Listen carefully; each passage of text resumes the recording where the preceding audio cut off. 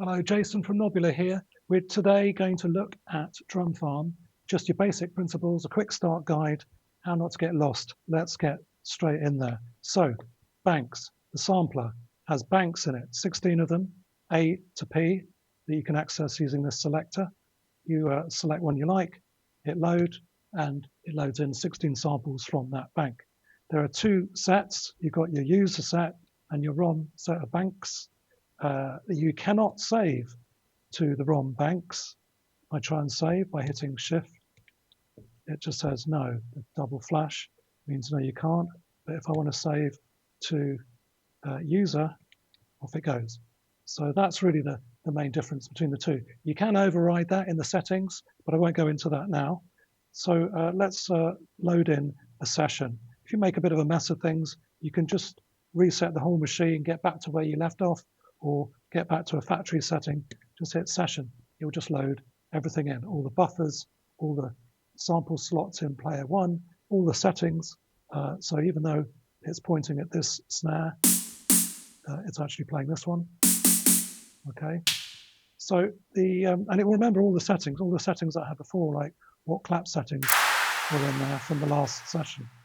Anyway, so that's the session. Looking at this, how do we access these samples? So I can load in a bank from bank A, and I can skim through them with these preview buttons. That plays the current preview, the current sample, and then I can use forward to skip around the 16 samples that are in there. Now, how do I get those onto the playback voices? Well, you can use the get button.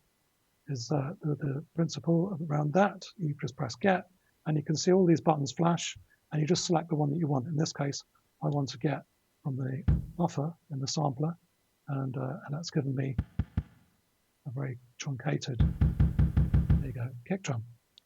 Likewise with player two, I press it again. Maybe let's select a different sound first. Get that? Okay. So that's how you manage getting sounds from the card onto these playback voices.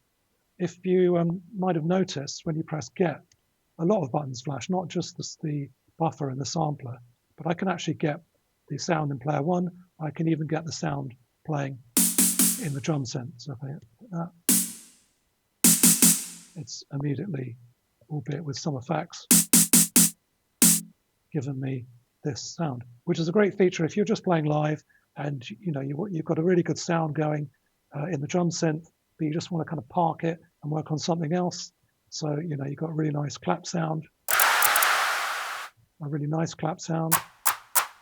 You hit get, do that, and it's there. If you want it here, hit get. I can actually press player two, and it's transferred direct from there. Or I can press drum synth. Or maybe you should make a different clap sound. Press get.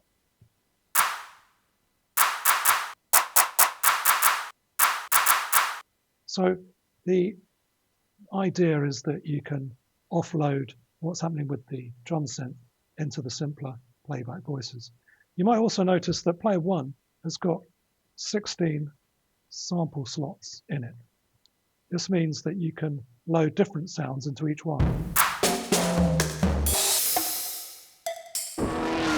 Just to make it easier to access those sounds, maybe by CV or even by trigger, you can rotate through these sounds. And you can also, by holding get as a long press, it will load all 16 sounds from the buffer into the playback engine of player one. So if I go to a different directory, which I think P, which if I load that in, is just numbers. 2, 3, 4, 5, 6, 7, 8, 9. Which is a 8, 7. utility sample, just to help people understand where things are going, where things are moving to. If you do an insert or a copy or a cut or a swap, you can tell where the samples are going because they're all numbered. Anyway, say I wanted to transfer 8, 9, 10, 11. these numbers into here. I can either long press that and select the buffer, There they are. 15, 16, 2, 3, 4, 5, 6, 7, 8, 9, 12, 13. Or I can go direct. Let's say I want some of Nadia's samples in bank N. I just long press, and instead of pressing this, I just go straight to the load button, and it will load them directly into player one. What have we got here? Okay.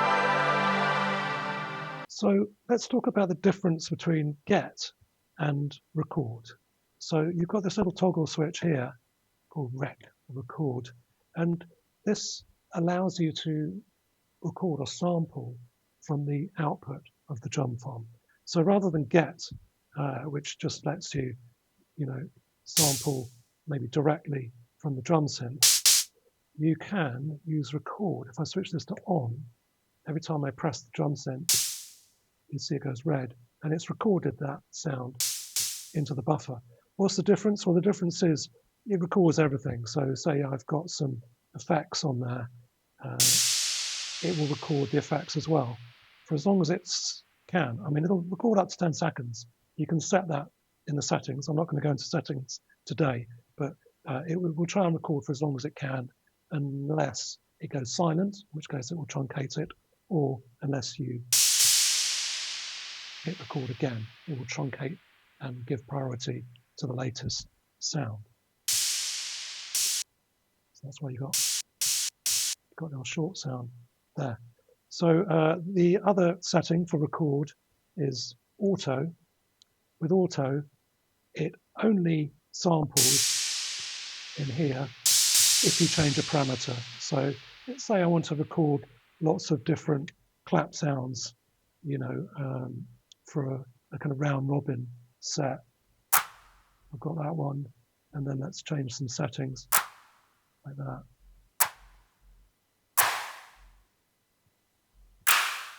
So it will record each one. I mean, the great thing about this, of course, is even if I just put it on regular and hit it 16 times, you're going to get 16 different claps because it's a stochastic virtual analog drum synth. And record them all in, and then if I hit get, but I hold it down, press that, it's going to load all those samples into my player one voice. And here you've got a whole selection of claps I just put in.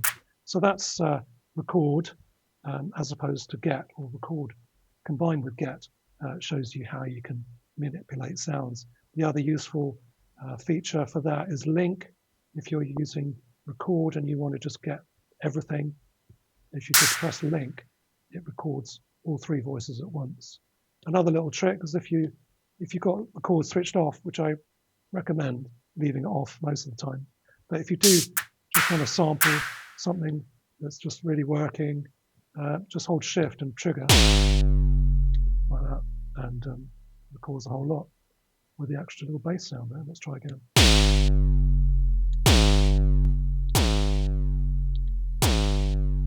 There you go. So we've got a whole selection of live sounds. Another nice little feature for player one is if we just play player one, let's just unplug these. If we play it in a sequence, you'll see it's playing the same sound each time. If I hold shift and turn this, it's actually playing a random selection from the 16 sounds that I have in there. If I just turn it to 3, it should rotate through them all. We're going to get to a non-clap. There you go. Let's move on now to the main and auxiliary channels. So we've got the main channel, which you've been listening to, which also is the only channel that you can hear the drum synth on. So if I now connect to the auxiliary channel, we can't hear that. You can't hear these voices either, but if we switch them to aux, you can. And the same likewise with the effects. If I just want to affect the voices and not the drum synth, I just switch it to aux and the effects. affect the player 1 and player 2 because they're set to AUX and not Johnson. In fact, we can't even hear Johnson. AUX is normals to main, so if I plug that back in, we can still hear AUX because it connects to main. But now we can also hear the drum synth. So if we set the sound there, that's the drum synth. If we want the drum synth to have the effects, we switch the effects to main, and there it is. If we want the player 1 and player 2 to have the effects, or a combination of both, I can switch player 2 to main, and then only have player 1 with the effects. So there's various combinations of that. I think that basically wraps up what you need to know when you first jump in. Everything else, it's worth just playing around with and reading the manual, or at the very least, reading the quick start guide, which has also got a list of all the effects and all the drum sounds and what all the parameters are for them. So that's a useful little read. Other than that, have fun with it, and let me know if you have any questions or other issues with the drum farm. Thanks very much. Bye.